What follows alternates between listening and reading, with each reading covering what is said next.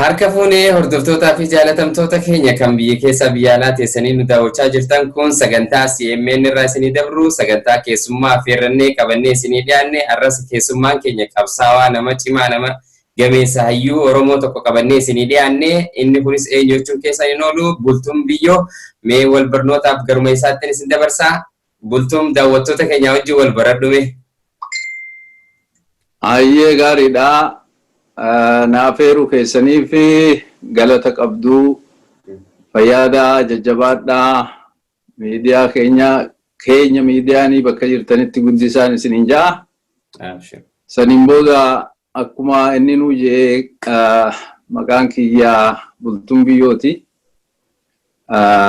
Yeroo dheeraarraa jalqabee yeroon biyya keessa jiru amma biyya Awustiraaliyaatti jira. Yeroo hanga tokko qabsoo keessatti dabarsee jechuudha. Yeroo sadarkaa adda addaatitti hojjechaatiin ture qabsoo keessatti. Amma immoo biyya Awustiraaliyaatti jira. Eegaas dhufnees namoota akka kiyyaa kan ala jiranii jira duraan qabsoo keessa turanii.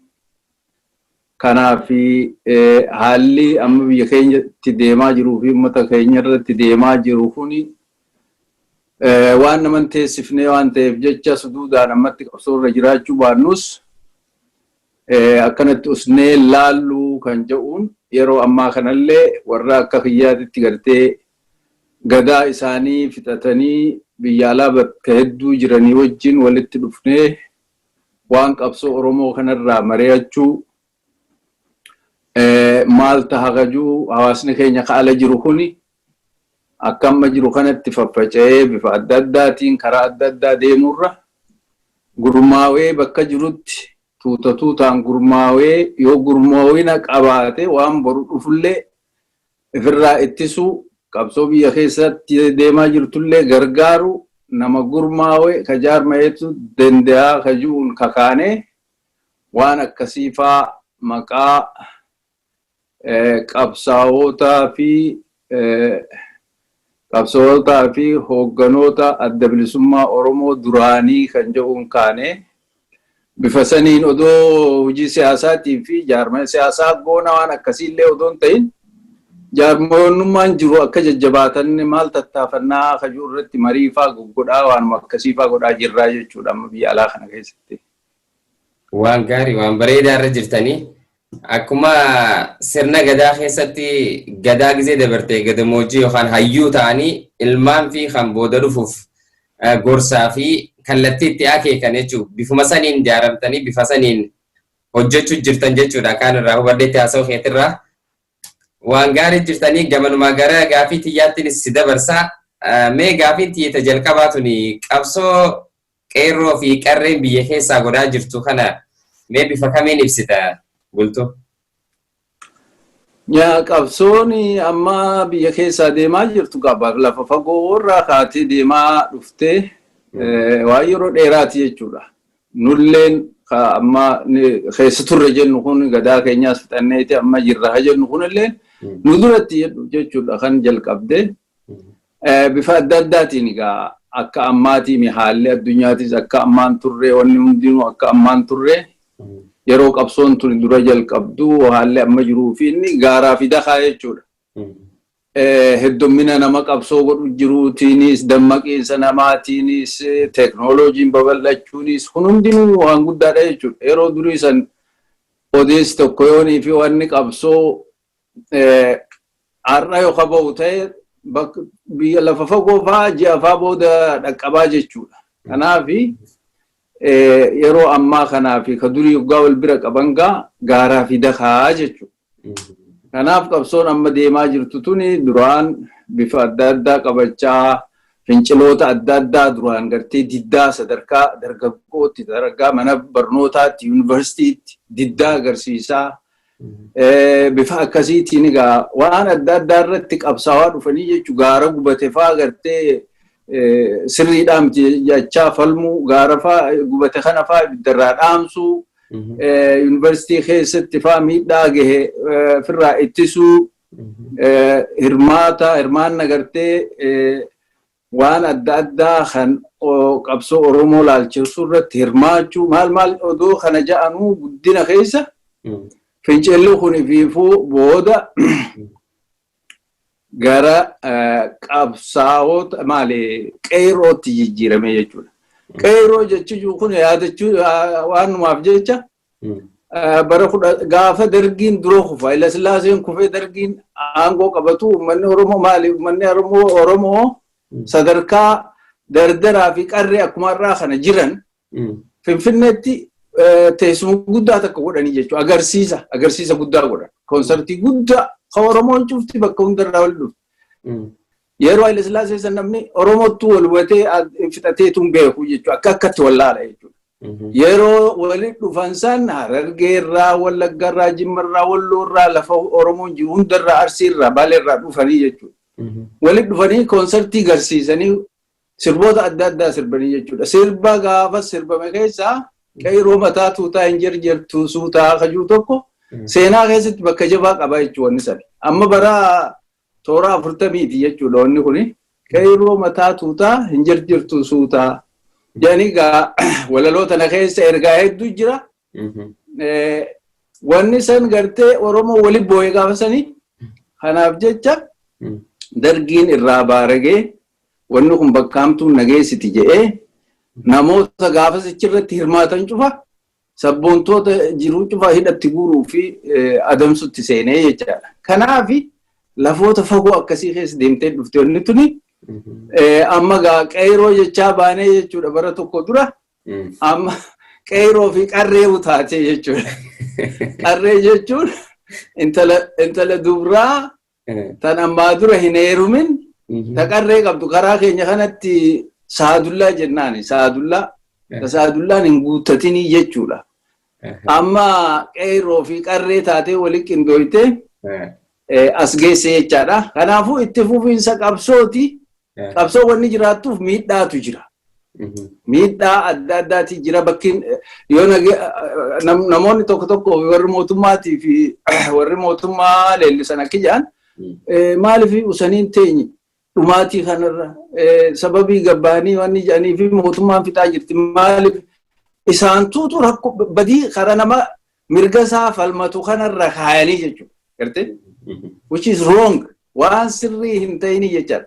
Namni kun yoo dhiiftees bakkitti dhiiba akkummaan itti teessuu hin jiru. Miidhaa adda addaa kalakkaa'umeen dhumneetu bifaan irratti deemaa jira. Kanaatu nama qabseessa. Kanaaf yeroo ammaa kana sadarkaa cimaarra gahee jirti jechuudha. Qabsoon qeerroon geggeessitu sadarkaa cimaarra geessee jirti. Bifaas akkasumatti kan durirraa jijjiirrachaa dhufte jechuudha. Amma wanni booda kanarratti argaa jirru dinnii nafaa kennuu which is good ummataaf. Ummatoo guyyaa akkanaa fi akkana jidduu gabba'uuf deemnaa. Mirguma keessanii fi keenyaaf falmuu deemnaa. Nu cinaa dhaabbadhaa. Akkitti nu cinaa dhaabbattan. Mee sochuma dhiisa. Magaalaa fi magaalaa jidduu. Bittaa fi gurgurtaa tanallee namarraa bitattanillee itti gurgurtanillee adda laalladhaa.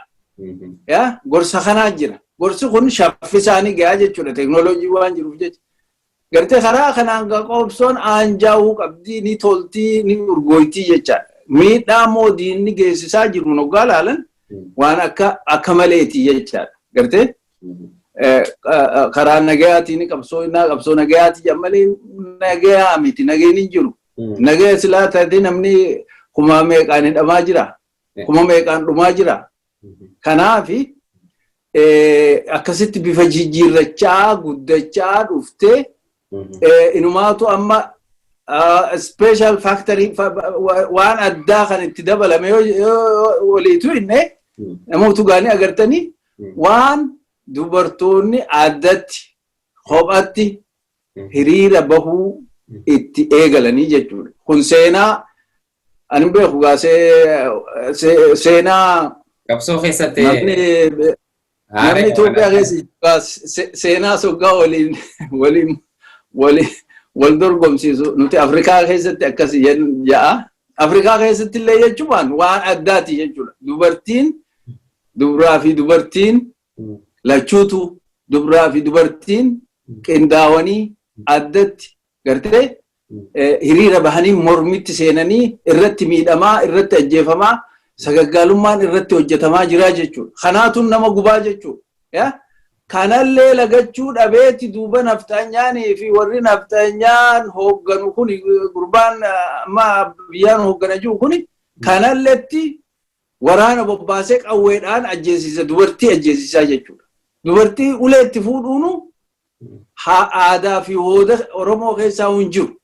Mee fakkeenyaaf ani biyya hedduun deddeemee ilaalee arge biyya Soomalee tanna dhayitee makiinaa keessatti illee dhalaa takka dubbatte namni makiinaa san keessa jiru akka jirutti si duulaa jechuudha. Qaanyiidhaa jechuudha. Qaanyii guddoo. Gartee karaa biraatiin aadaa jira. Aadaa siiqqeetii jira Oromoo keessa. Aadaan siiqqee tuni waan aadaa gartee kallacha abbaa gadaa sanii walgitu siiqqee harkaa qabdi jechuudha. Siiqqeen isiisanii fi kallachi abbaa gadaa waan takka dalaganii ammoo nama adda addaatiif dalaganii jechuudha. Siiqqeen dubartootaaf dalagdi. Kan abbaa gadaa ammoo hundaaf dalagaa jechuudha. Siiqqee tana qabattee dubartiin takka duratti loon faa walirraa aawutu jira saamu. Yoo loon saamamanii gartee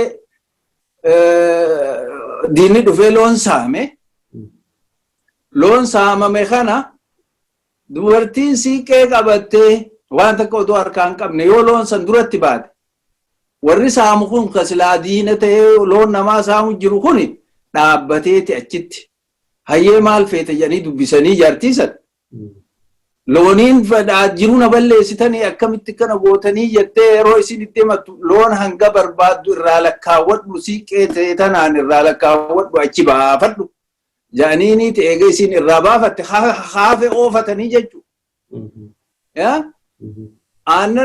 Loon aannanii ijoolleen guddiftu guurratti keessaa yoo lafa qotan taate dibicha lafa qotu keessaa guurratti kaan gaaslaafuu diinaati isaanis yeroo aanjiteef ni saammatanii ni fudhataa jechuudha diinni.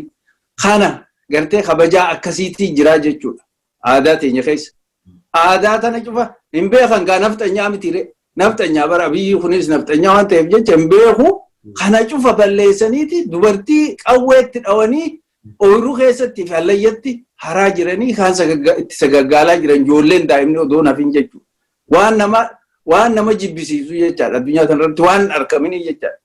Tigreelleen maallaqa saamaa turte malee miidhaa isaa geessiftu malee sadarkaa gabaabduu tanatti odoo bara lama qofa keessatti sadarkaa kanarra gahuun gartee duraanuu himee jiranne humaatii miti gara isaatiin kanneen fixeetiin Itoophiyaa impaayiritti san jaaraa jedheeti gartee murteeffateetti jira. Sani waa nama ajaa'ibsiisuu miti garuu akka afaaniin dubbatu kanaa miti jechaadha. Kanaaf qabsoon qeerroon itti jirtu qeerroo fi qarreen itti jiran sadarkaa sanirraa kaatee wanni dubartiin amma kaatee addatti mormituuf addatti miidhaan isaanirra jira jechuudha. Miidhaan addaa kanaaf jechuudha. Lubbuudha fedhaniitii miti gurraa fi miti jechuudha alatti gayya'anii jiranii. Kanaaf egaa guddachaa sadarkaa kana geessee jirti. Waanuma itti fufuu qabu hanga danda'amutti miidhaa silaa gahu miidhaa silaafuu diinni ni geessisa ka'ii fi walirraan gahan yoo gartee namni ummataa jira ummanni kunis lubbuu fi uttifata wayin gurguradhafaa jedhee olii gaffii guutuu mala wannoota dhabarraa kaan ammoo bololii girgirii tana keessaa waa xiqqashoo waan gatii walaanatti waa gurguruu jeeqa fiigulleen hin dhabamu. Kanneen akkanaa kanallee dadammaysaatuma miidhaa addaa odoo irraan hin geenye ifiif odoo irraan hin geenye diinaa akkasitti oofuun gaariidha. Mee gabanumaa dubbuma harumaa gaafii lammaffaatiin si dabarsaa mee dubbii lagannaa gabaatii fi lagannaan geejjibaa kuni rakkoo jirturra dhaabbataniiti yeroo lammeessaa sadeessaa afuraffaa amma yeroo afuraffaatiif labsamee ture. Mee lagannaaleen tuni tadabartee fi taammaa tana wal bira qabdee yoo nu ibsite mee maal si fakkaata? Akkuma reefu jeessanii anaatu sisaameen gaafii keessatti maali deebii keessatti sisaame kan duraanirraa ka ammaa gaa muuxannoo adda addaa argachaa dhufee jechuun namni muuxannoo adda addaa argachaa dhufee akkaataa gartee uummatatti ittiin dhihaatan jechuun if dura ibsuun kun ifaan waan gartee muuxannoo keessa dhufee jechaadha. Namni beekeet yeroodhaan hawaa bitatu bitatee hawaa gurguratu gurguratee yeroodhaan karaarraa galaa jechuudha. Kanaafi sun tokko. Inni karaa biraa gaa kanuma amma jenne kana dubartiin akka dubartiitti hirmaachuu danda'uun kun isa lammadaati. Kaan immoo diinni bifa adda addaatiin adda qoqqoodee waan adda addaa maqaalee adda addaatti baasee tattaafachaa ture jechuudha. Akka dhageenyutti kanaan durallee. Addaan qoqqoodinsi sanillee hanga ammaatti odoo firiin argisiisin sanillee irra dabruudhaan hanga ammaa gaa tokkummaa isaanii tiifatanii bakka kana ga'uun waan guddaadha jechaadha. Karaa biraatiin akkasumatti immaas wannitiin gartee dhiibbaan gara mootummaarra gahaa jirus akkasumatti caalaa dhufee jechuudha. Yeroo ammaa kana mootummaan ifiifuu haala hudhaa keessa seentee jirti jechaadha. Maaliif keessattuu wanni kun diinagdeedha. Diinagdeen mormiin tuni biyya keessa qofaa miti alattis deemaa jirti.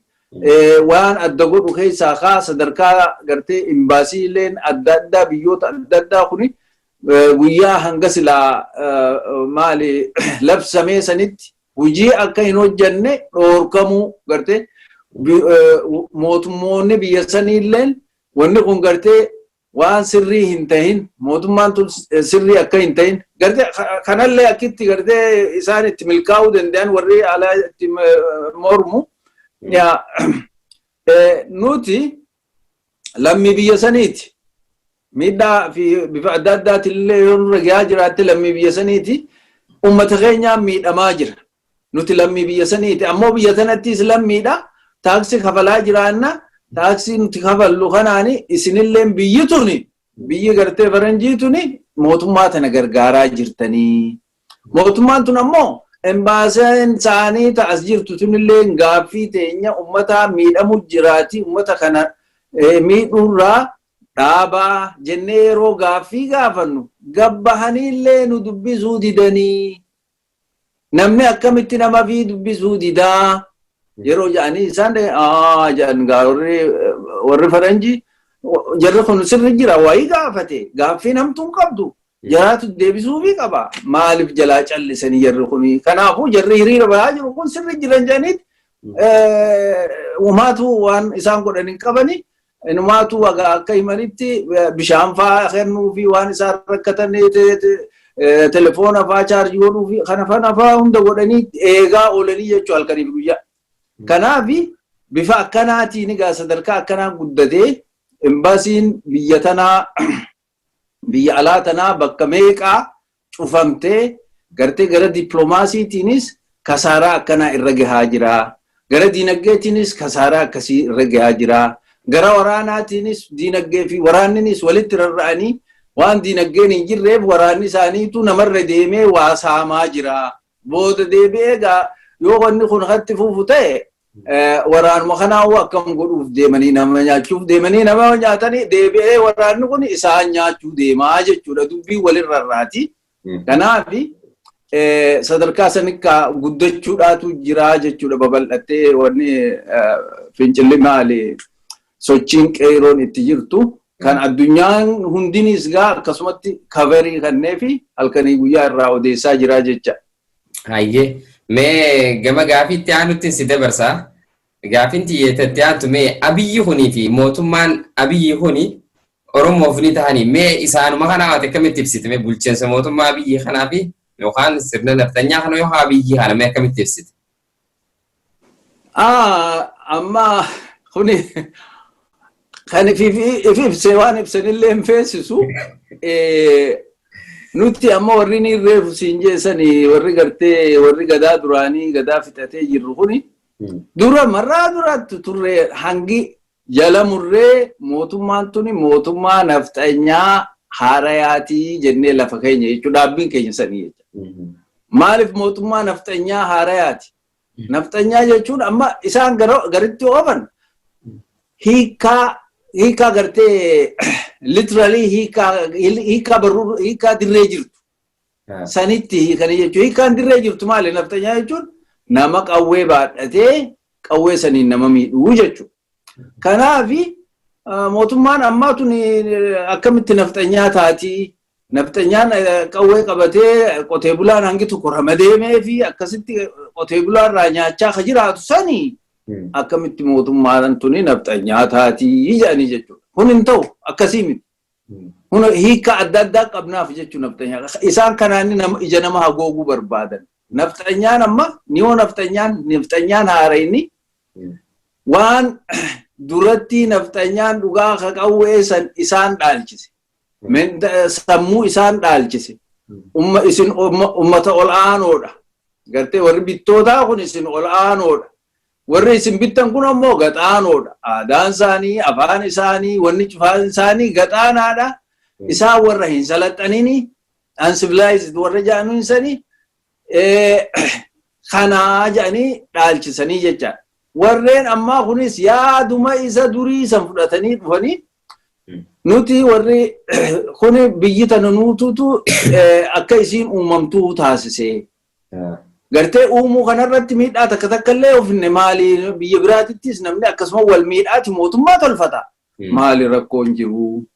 Kanaafi biyya uumnee biyya tana amma duratti walqixxummaan odoo aadaan waliin hin qoodin odoo amantii waliin qoodin lagaa waliin qoodin akkasitti akka miggaaraa walitti miggaaramnee biyya tana asiin geenyee jedhan. Nuti kajannuun biyya tana akkitti asiin geessan nama cafaqaa, nama gurgurachaa, nama ajjeesaa waan feetan dalagaa miidhaan adda addaa namarraan gahaa akkasitti fiddanii gabrummaa irraa ol'aanaa jalaani akkasitti dhuftanii jennaanii jechuudha. Kanarratti dubbii wal dhabdi. Kanaafi warreen amma jiran kunis gurbaan itti mataa'u egaa primary abii itti mataadhaa'u isaan kunis yaaduma jarri duratti san lafa kaayeef waan tarkaanfachiisaa jiraniif sirna san waan oofaa jiraniif gartee sirna dubbii sirna san waan oofaa jiraniif wanni itti addalaalaman hin jiru.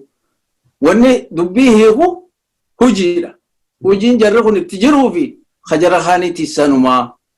Arraan tan amma afaan keessa lafa kaayaati afaan keenya fudhadha.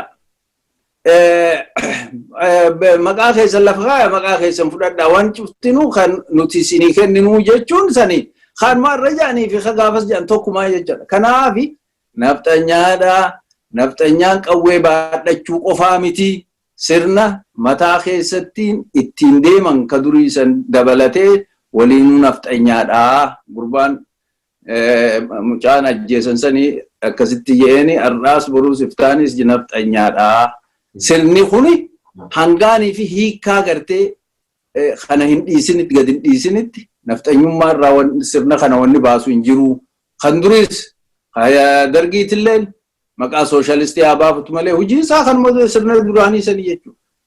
Wayyaan illee maqaa wanni taa jettu malee akkaataan itti isiin asii bichi dhawaa turte kanaan addaa mitii jechaadha. Kanaaf sirna sanii kanaaf sirna nafxanyaati jennaanii jechaadha.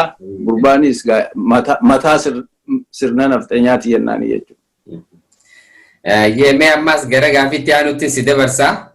Qabsoo Oromoo tanaaf mee gara fuulduraatti furmaanni maal jettee yaaddamee furmaata yoo lafa keenye maal ta'uu qabdi mee qabsoon ture?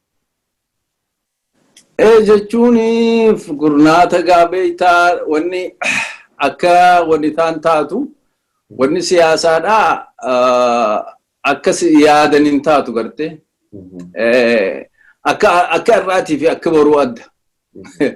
Amma wanni argaa jirru waan addaati jechuun waan ajaa'ibaati waan silaan fakkaanne hundaatu mudata. Kasilaatiin yaanne hundaatu maas taha kasilaan ni taha jettuutu hin ta'ummaas. Waan akkasii hunda qabdi jechuudha qabsooni. Kanaaf amma waan hedduudhaa jira.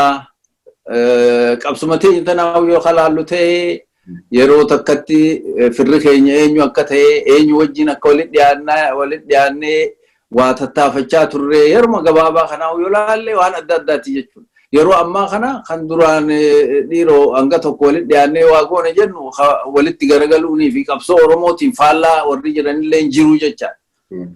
Kanuma ammoo ala kanattu wanni arginu gaa warrumaa dheengadda gartee dhiini nu jidduu jiru.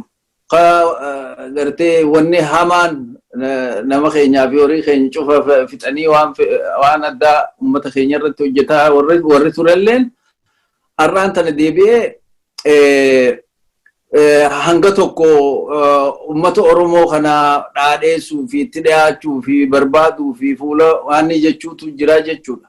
Fakkeenyaaf ala kanatti yeroo arginu amma warruma sirna gaafa wayyaanee kana turee fi akka ummataatti fi akka namaatti dhiiroo wanni hamtuun amma harkaan qabdu waan kana jara kana wajjillee waa goonee kajuulleen hin dhabamu jecha. Kanaaf ni jijjiiramte wanni gaa ta'uu qabdu ani kaniin jiru akkamitti muuxannoo waan dabre irraa hubachuu qabnaa jechuudha.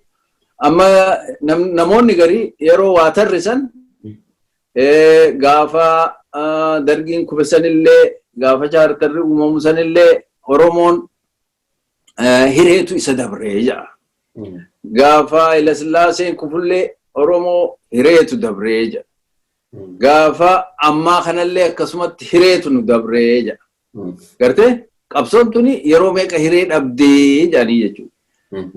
Ani kaan laalutti immoo gaafa Haile Sillaaseen kufuu fi dargiin fudhatu ijoolleellee haa ta'u niin jira niin hubadhaa niin beekaa waan cuftinaaf galtii jecha. Kanaaf yeroo sanittis yoo yeroo fudhannu ta'e dhugaadha waan akka koonsartii Finfinneetti argisiisanii akka yeroo mataa tuutaa irratti wallifamtee sanfaa goggodhanii gartee sabboonummaan Oromoo hundee horatee hanga takka ture jecha. Akkas haa ta'u malee yeroo sanitti Oromoon Oromummaan tunuu miila gad dhaabbattee cimtee hin dhumne. Oromiyaa waan jedhanuun wanni lafa kaayame hin jiru. Gartee jechuun ummata biraan gahamee kana Oromiyaanii hangi keessanii akkasii jedhanii uummanillee hubannoota akkasii hin horanne jechuu yeroo sanii. Kanaaf yeroo sanii yookaan Oromoon aangoo dhabu ta'e hireetu nu dabre jechuu hin dandeenyu jechuudha. Qophiin gahaan hin turre jechuudha.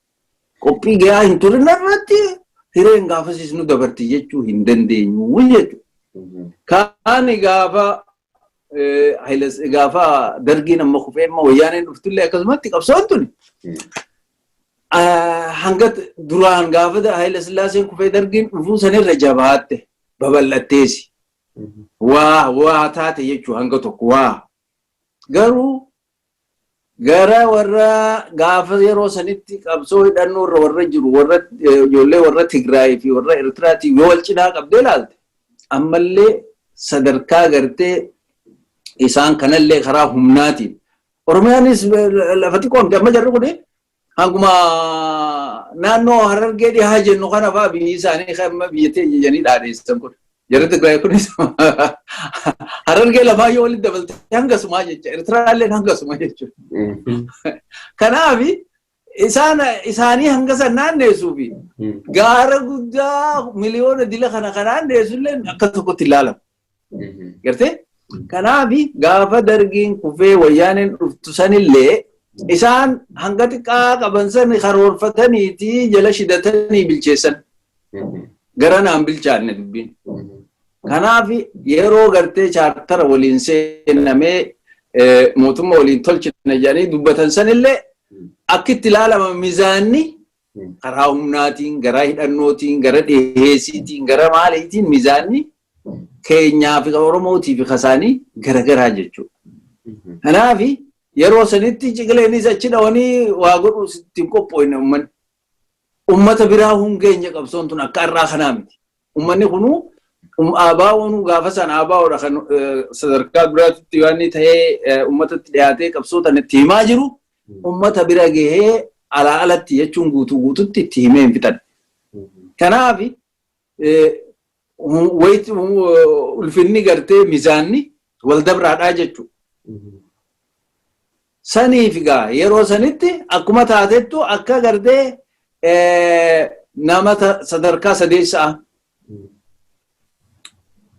TPLF fi TPLF fi sammoota OLF akkasitti akka nama sadeessaa saniffaa dhiyaatutu ture malee akka nama walqixaatitti jara kanaa walqixaatitti hin dhiyaatamne jecha. Ammas tanuma reefu san irraan deebi'a namni illee hin beeku yookaan morman illee hin beeku. Kanaafuu gaafa saniis qophiin hin jirtu wanni nu dabre illee hin jiru jecha. Qophii hireen nu dabre ka jennu haman nu hin jiru. Qophiin gahaanii fi humni gahaan hin jiru jecha yeroo sanillee. Yeroo ammaa kana immoo bilchina muuxannoo adda addaa harkachuudhaan uummatallee babal'atee teknooloojii kanaa wajjin TVlee warra OMN fi kana banamee jiru kanaa wajjin bal'atee wanni cuftinuu walgahuu isaatiin gartee aktivistoonni adda addaalleen as bahuu isaaniitiin wanni cuftinuu gartee kadursanirraa haalaan bal'atee qophaa'innis jabaatee ummannilleen ta ummataati dubbi ummannilleen bilchaate ifiifuu odoonii fi gartee sirni wayyaanee mana manatti gartee basaasa walitti godhee harkaa qabu san cufa ciree ummanni haalatti bahee mormee sadarkaa wayyaanee ari'uu sanirra yeroo ga'utti dhugatti yeroo kana faa hireen dhugatti nu dabre yoo kan jennu ta'e Oromoon dubbatuu fi itti gartee itti ifqeequ yoo kan ta'u ta'e yeroo kanaa jechuudha hireen nu dabarte jechuudha kan danda'u. Maaliif ummanni nu akka ummataatti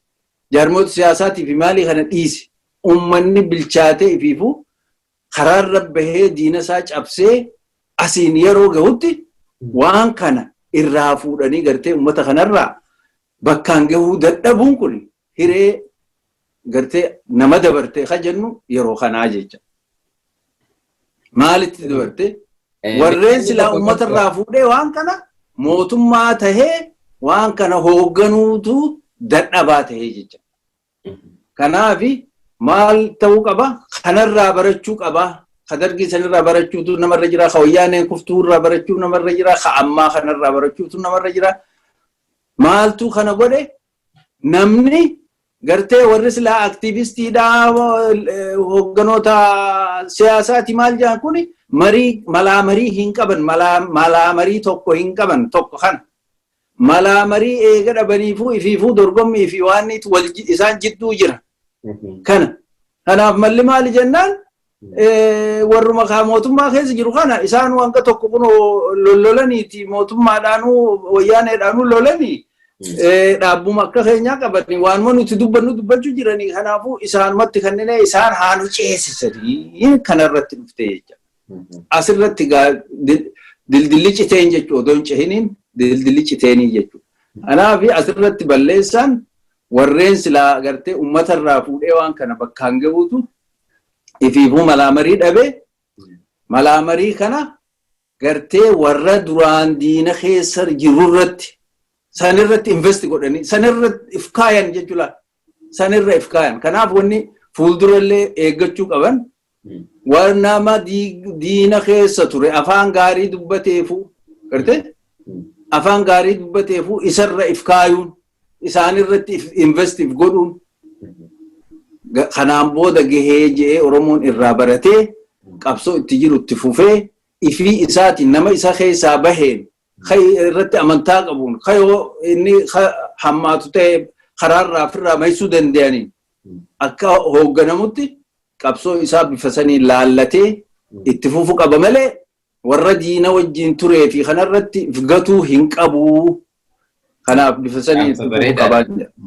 Mee gaafuma tanarratti gaafii takka siidaa namoonni tokko furmaanni jiru yoo qawwee taate malee furmaanni jiru jaan. Gari immoo akkanumatti lagannaa tanaan qabsoo biyya keessaa finiinsuudhaani mootummaa kana fonqolchinaa dinagdee isaatii fi waraana isaa cabsuu dandeenyaa jaanii amanan.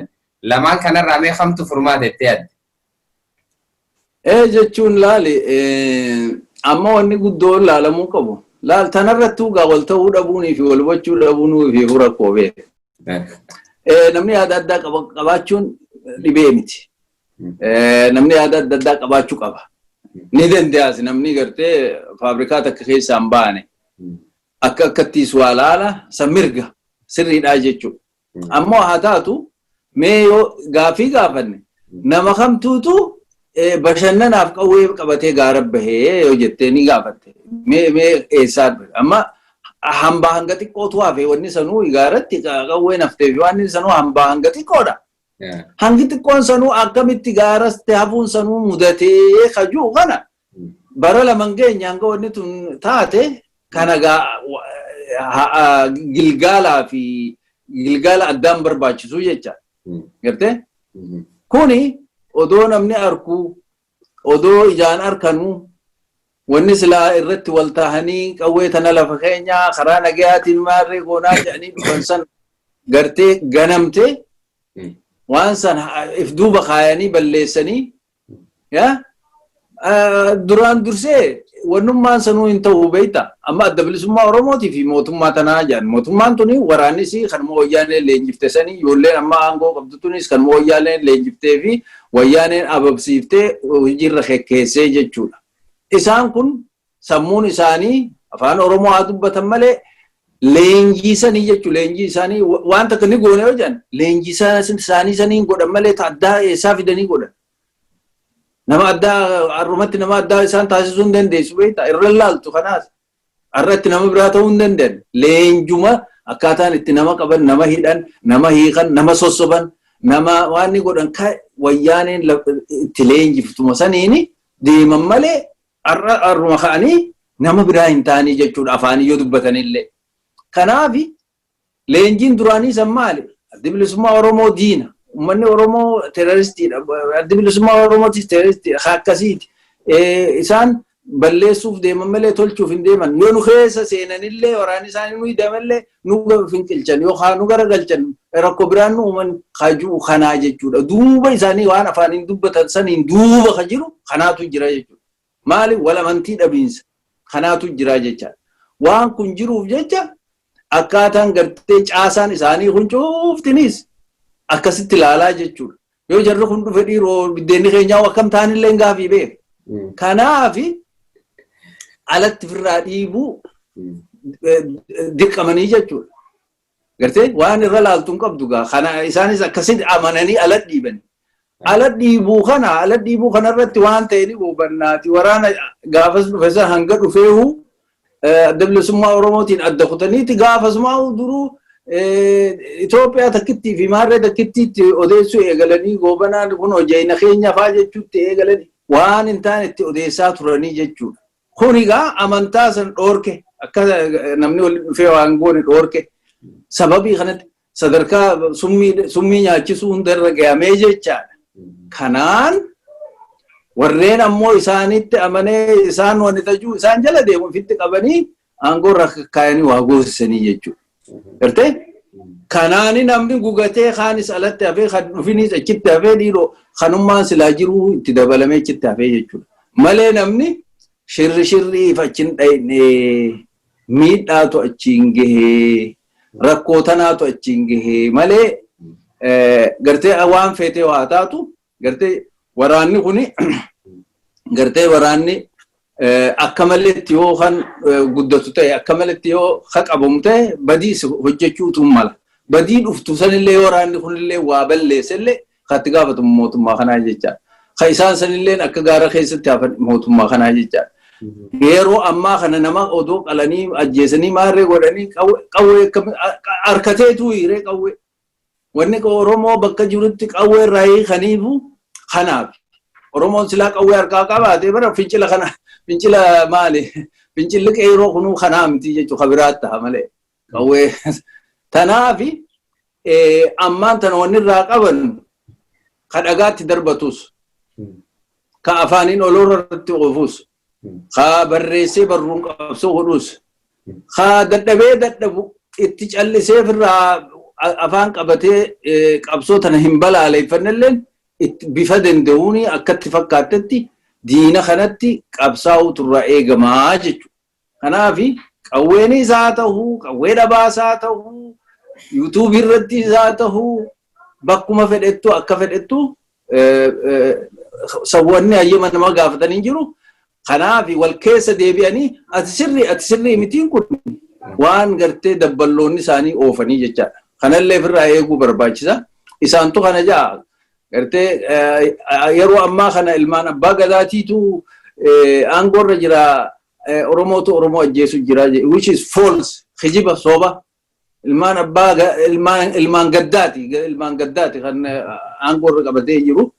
Kanaaf kun akkasitti hubatamee waan diinni jiru kanaa sirri mijechuu sanirra bifuma fedheenu namni itti qabsu mirgaas qaba namni ni beekta. Abaluutu akkasii mi'ee namni nama dhoorku hin jiru. Kanaaf kun akkasitti ilaalamu qabaa jechuudha. Abshir. Mee amma gammadumaa deemaa jirra. Mee dhumarratti dhaamsee ati ilmaan Oromoo biyya keessaa biyya alaatiif qabdu walumaa galatti dhaammadhume. Yaa jennee silaafuu waan nama gammachiisuu fi nama boonsoo hojjechaa jiranii warri gadaa dabreetis kana itti boonnaa. Ammoo wanni nama gaddisiisu gaa namni keenya ammallee dhumaatiin irraa dhaabbachuu kanaa kun nama gaddisiisaa haa ta'u immoo qabsoon tuni maaliif beektaa wanni ittiin boonna jennuuf bakka irraa haate beekna gartee qubee amma silaa itti barreessinu tana qubeetu hiisha isaatitti argamee jedhanii gaara mul'ataatitti ijoollee dhagaadhaan cafaqanii haajjeesanii jiraa jechuudha.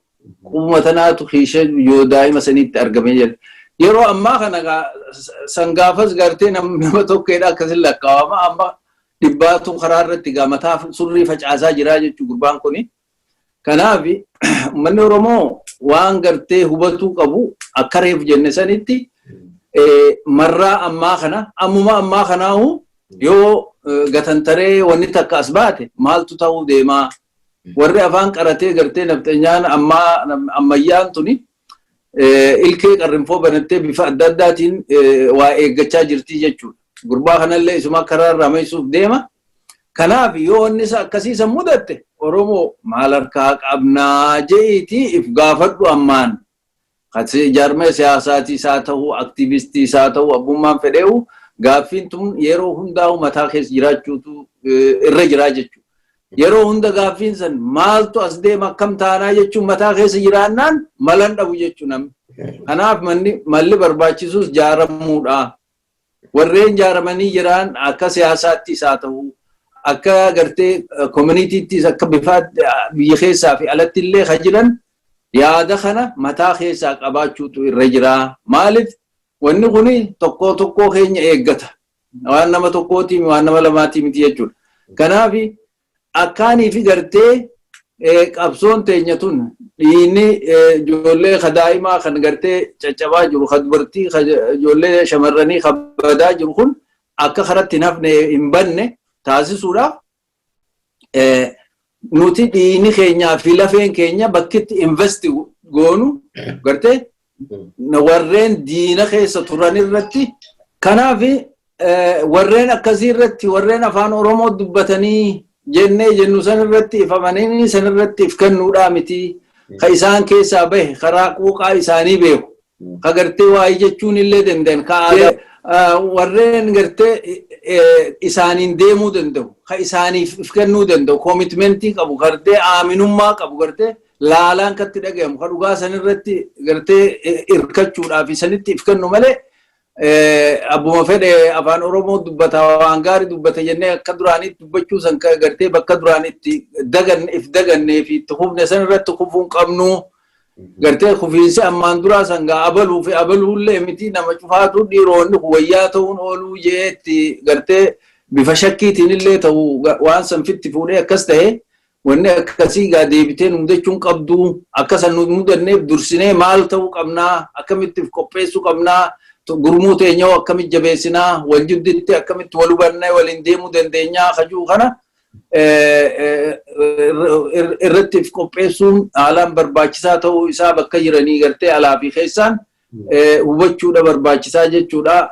Kaanii kan alaa kunis akkasumatti itti fufuun isaanii waan addaa waan ajaa'ibaati. Gaa haalaan itti gammadee jira. Gadaan dabreesii kan wajuun itti dhaammachuu barbaade. Hayyee daawwattoota keenya kabajamoo fi jaallatamoo sagantaa marii bal'aa arra bultuu waliin goone kanarraa waan baay'ee hubattan waan hedduu irraa barattan jennee abdannaa. Ana keessidii wajjin ture Maammaa Yuusufii sagantaa teenya guyyaa irraa asuma irratti goolabnaa sagantaa itti aanuun hanga walitti deebinutti nageetti isiniin jenna.